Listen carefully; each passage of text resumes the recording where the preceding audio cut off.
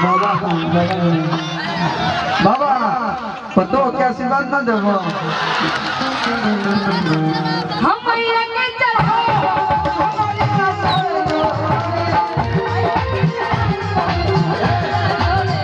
भाई डांस कर ले तो एक डांस ना करनी अच्छा बात नहीं है ना वो देखिए दोनों लोग डांस करते पेट में कैसे रहल बबुआ पेट में कह दे मम्मी पापा दोनों लोग डांस कर ले ना बहुत परेशानी हो बबुआ बहुत परेशानी हां होने से ऐसे सुखा सुखी मजा आई कह तेरे भैया लोग ताली बजा दीजिए तो जोर से आओ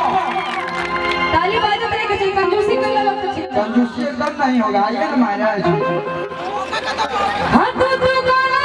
ना हम के तिहली करे करे जीते हली करे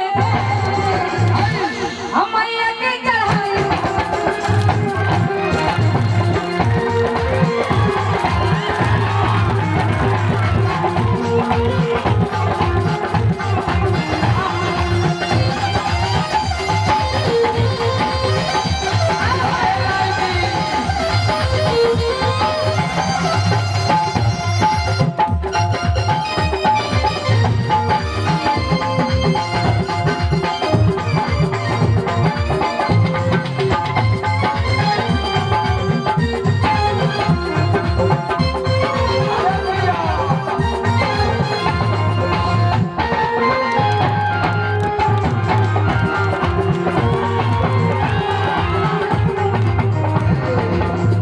देखिए इस स्टेज पे एक भाई है वो बहुत अच्छा डांस करता है दीपक बाबू